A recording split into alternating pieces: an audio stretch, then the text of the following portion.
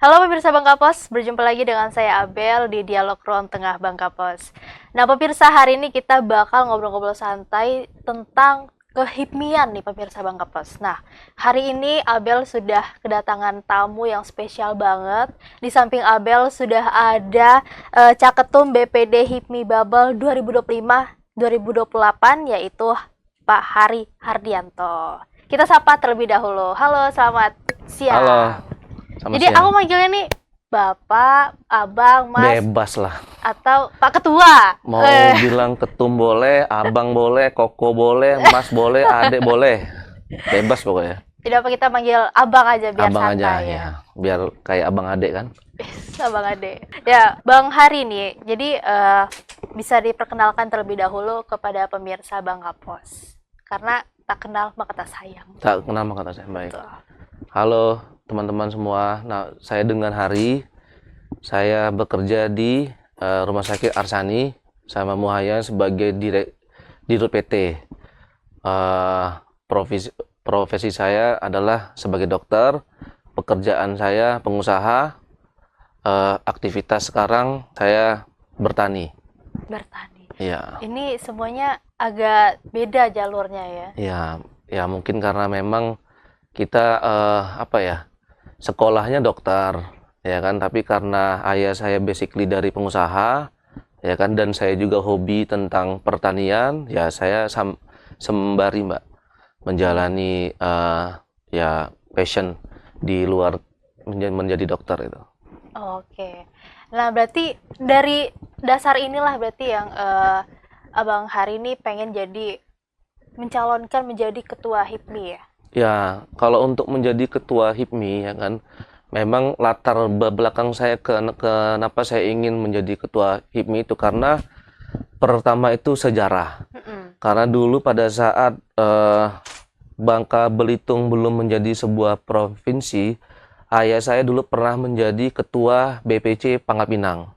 Dan saya di sini ingin meneruskan pengalaman ayah saya, yaitu menjadi ketua HIPMI BPD Babel.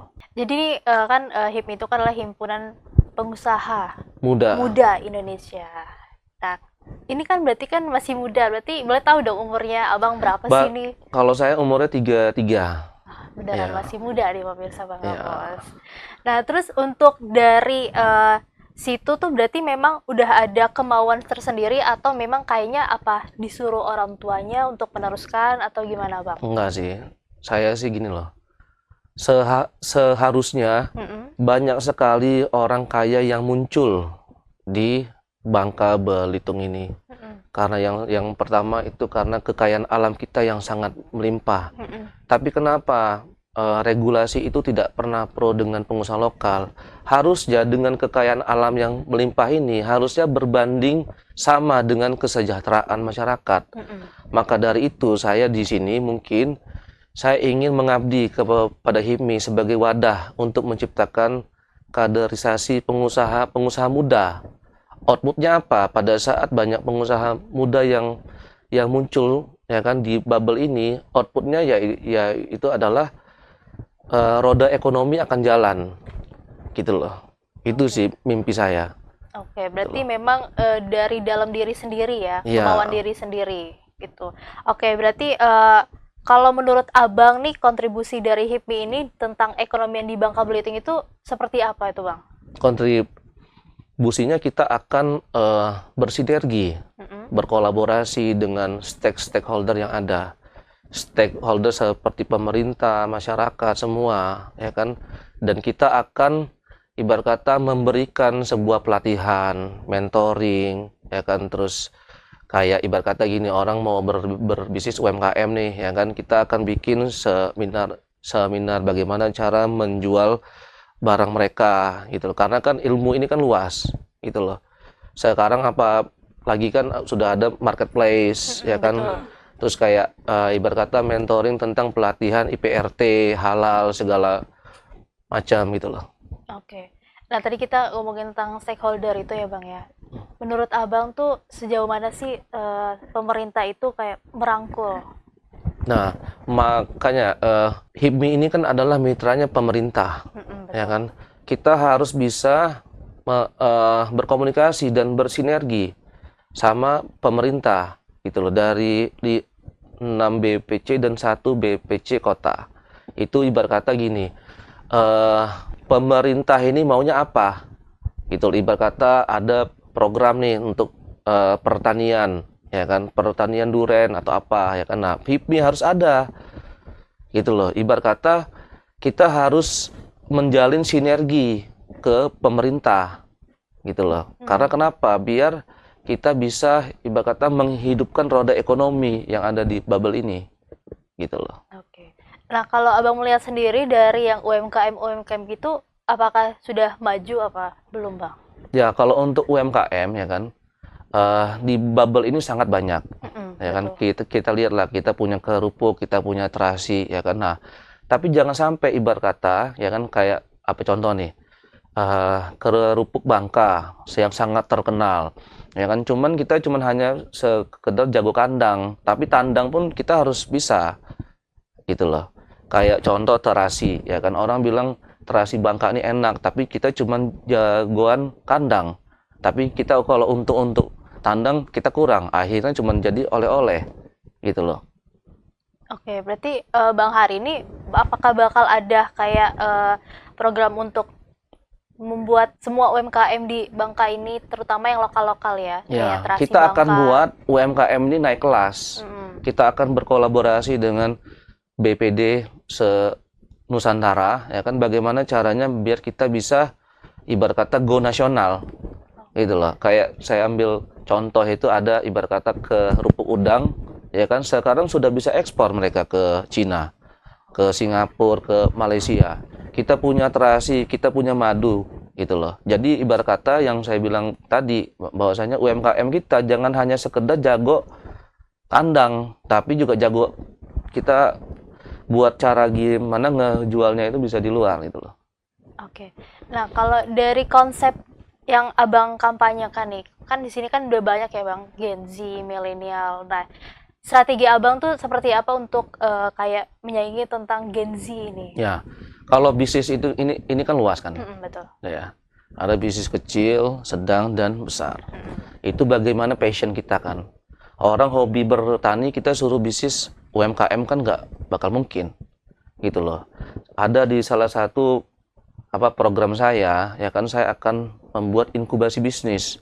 Itu artinya apa? Jadi percepatan dalam merintis bisnis usaha yang sudah ada, gitu loh. Kita akan membuka komunikasi bersinergi dengan stakeholder yang ada, gitu loh.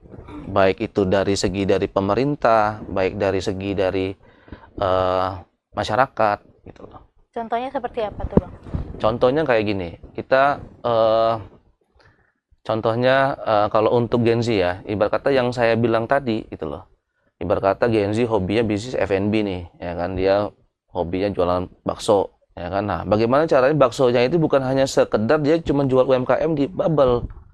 Kita punya lempah kuning loh, contoh lah. Iya. Ya kan, masa kita lihat nasi Padang, ya kan, ada di seluruh Nusantara, gitu loh. Kita mau cari di Papua pun ada nasi Padang, padahal kita lihat aja lempah kuning ada nggak kira-kira di Bandung, Iya. Mentok-mentok di Jakarta gitu. mentok-mentok di Jakarta, dan yang beli cuma orang Bangka Iya, iya. rata-rata.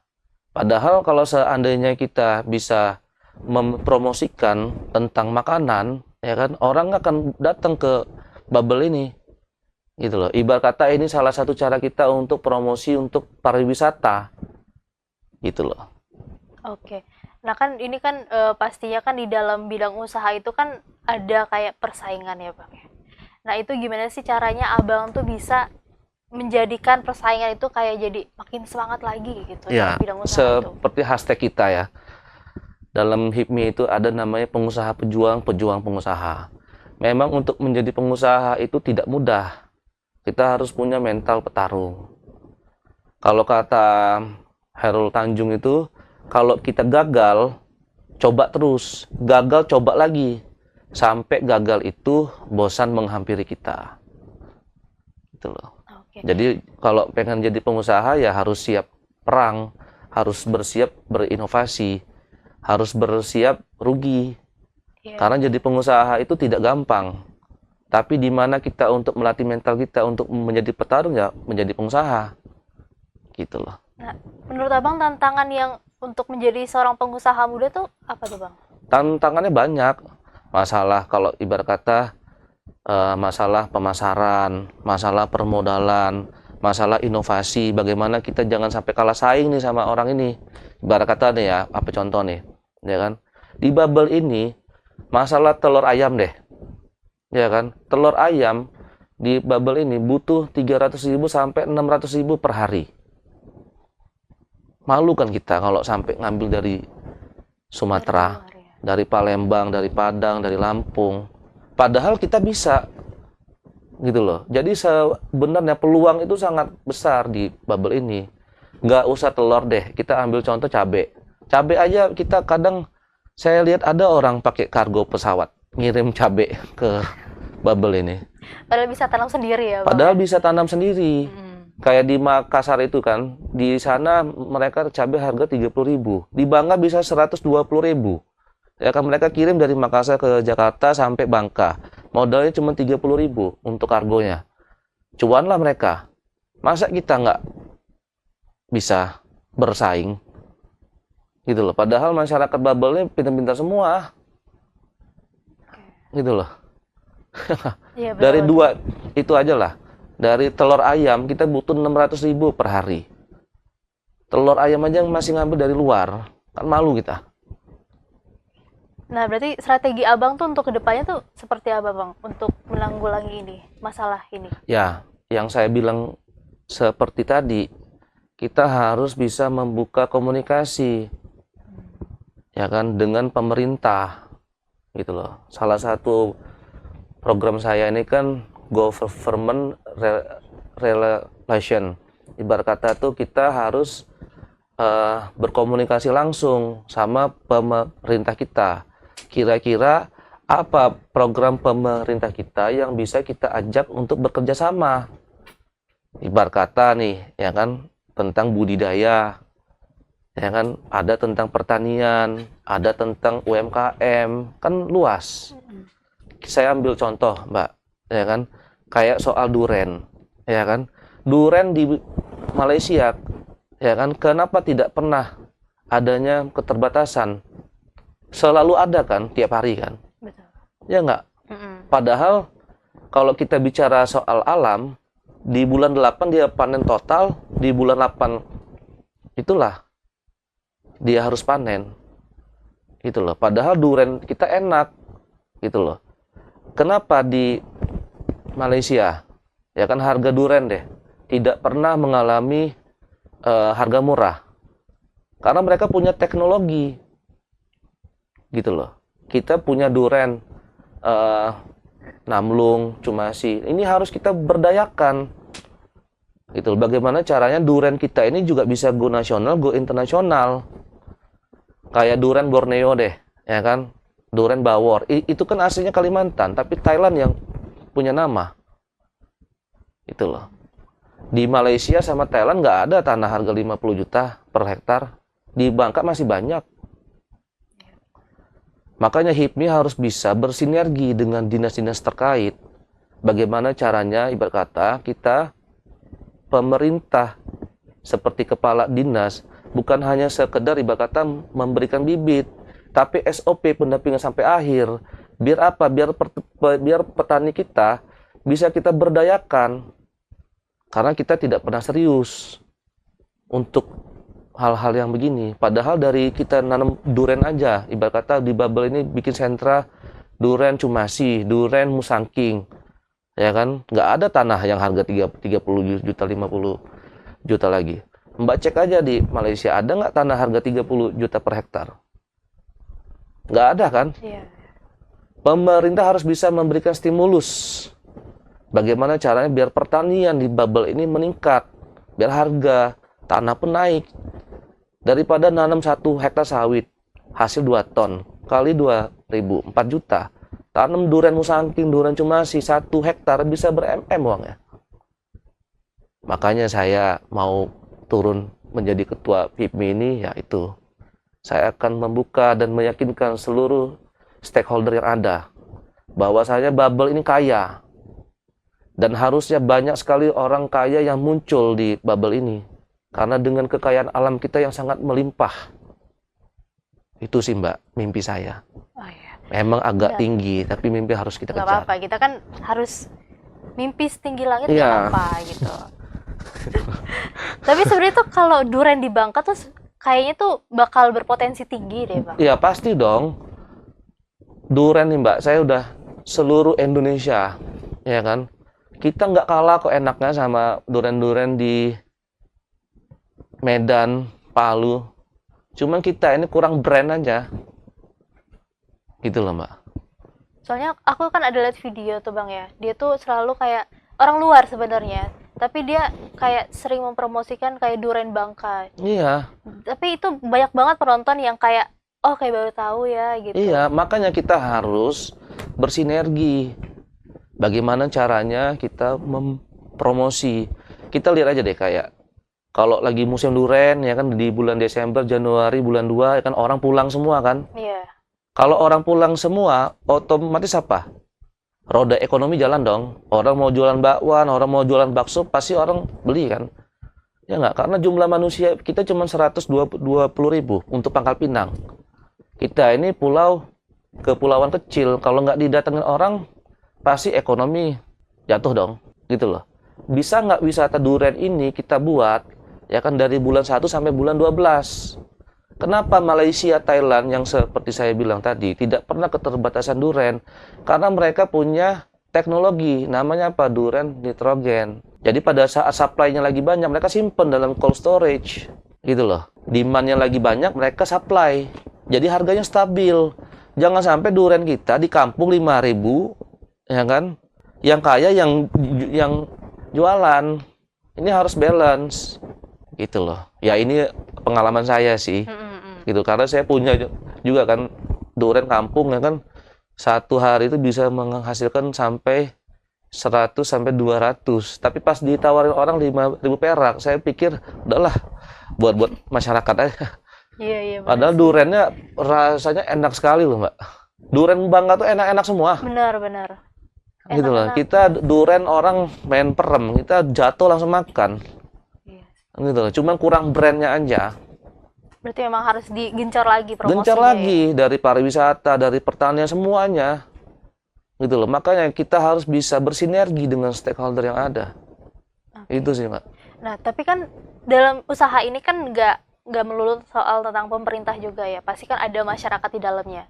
Nah, kalau misalkan masyarakat itu yang masih kurang ya pengetahuannya, itu gimana Abang Nah, tuh inilah fungsi edukasinya? kita, ya kan? Kita serahkan pada ahlinya. Yang ahli durian mana? Kita ambil apa contoh aja, yang ahli peternakan mana? Gitu loh. Yang ahli apa durian ya kan? Jangan sampai yang saya bilang tadi. Cuman ujuk-ujuknya pengadaan bibit lagi, tapi nanamnya nggak bisa. Makanya saya bilang tadi kan SOP pendampingan sampai akhir. Bagaimana caranya durian ini menghasilkan? Itu loh Mbak. Karena memang ini nggak gampang, memang mengedukasi. Tapi saya yakin masyarakat bubble ini pintar-pintar semua dan jago niru. Kalau sampingnya sukses, pasti semuanya niru semua. Itu sih Mbak. Karena kalau dalam usaha juga pasti kan kita melihat contoh satu nih kayak dia berhasil nih. Berhasil, tiru aja kayak orang Cina. Orang Cina itu kan mereka kan jago-jago niru. Karena teknologi apa mereka tiru aja. Kita pun bisa kok. Tapi sampai mendapatkan SOP pendampingan sampai akhir, sampai mereka dapat formularium yang pas. Gitu loh, Mbak. Tapi tuh kayak banyak UMKM itu juga ya Bang ya, kayak tirunya tapi tirunya itu kayak niru yang di luar negeri gitu, kayak misalkan makanan, cemilan Cina gitu.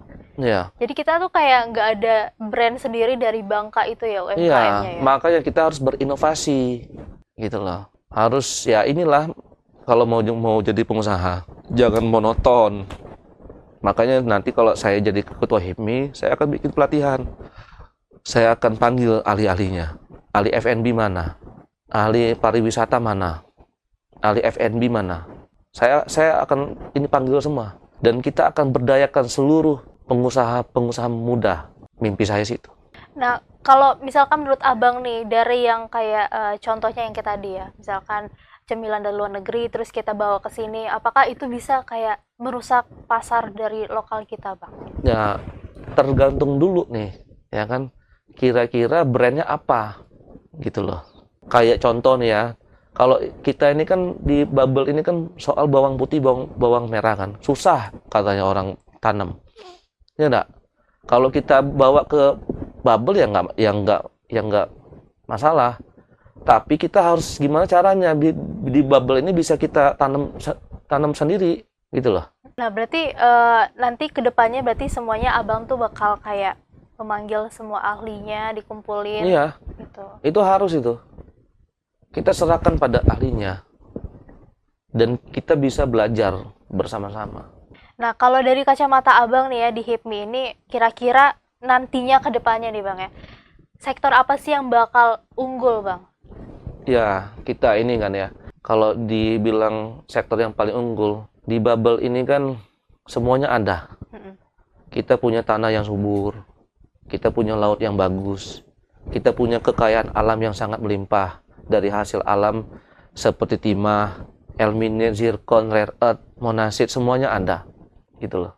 Jadi tidak ada alasan lagi kalau seandainya kita di bubble ini masih miskin, gitu loh. Dan yang kedua, program yang akan saya bawa yaitu bagaimana caranya biar mempercepat bisnis rintisan yang ada. Kita akan berkolaborasi dengan semua sektor. Sifatnya BPPD HIPMI ini sebagai wadah dan akan berkolaborasi, bersinergi. Nah, kira-kira nanti kalau Abang udah menjadi ketua nih Bang ya, apa yang akan Abang pasti nih akan unggul di eranya Abang itu apa? Ya, kalau seandainya saya ya, Mbak ya, kalau untuk hal yang pasti ya kan untuk HIPMI ini ya kan saya akan membawa investasi, membawa investor. Oke, mungkin kira-kira mungkin ada apa pesan-pesan yang ingin Abang sampaikan, kayak mungkin harapan ke depannya sebagai Abang nanti menjadi ketua HIPMI. Harapan saya sih saya pengen mulai sekarang ya kan, ayo kita untuk seluruh masyarakat, ayo kita menjadi pengusaha. Memang untuk menjadi pengusaha itu tidak mudah, gitu loh. Kita harus punya mental petarung. Karena bubble ini akan merdeka, bubble ini akan baik kalau seandainya di bubble ini banyak-banyak pengusaha muda. Nah, mungkin Abang bisa sampaikan mungkin lebih rinci lagi program-program Abang yang nantinya akan terjalani ke depannya. Ya, untuk program yang akan saya jalani yaitu tentang yang pertama kan seperti visi misi saya kan, government relation, yang dimana kita akan berkomunikasi dengan stakeholder dari pemerintahan, itu dari dinas pertanian, dari dinas pariwisata, dari dinas pertambangan, dan kita akan bersinergi dengan mereka. Kira-kira apa program yang akan kita ajakin bekerja sama dengan HIPMI? Karena HIPMI ini luas, Mbak. HIPMI ini adalah mitra pemerintah. Kalau yang punya bisnis, ya go ahead. Ibarat kata dia punya UMKM, tinggal mereka jalanin aja. Tapi kalau seandainya ada program, ya kan dari pemerintah, HIPMI harus bekerja sama. Gitu loh. Oke, Bang Hari, terima kasih telah hadir. Semoga nanti ke depannya berjalan lancar menjadi ketua HIPMI. Ya, Dan semoga kasih. semua program-programnya sukses. Amin. Oke, terima kasih pemirsa Bang Kapos. Kita akan bertemu lagi di Dialog Ruang Tengah lainnya.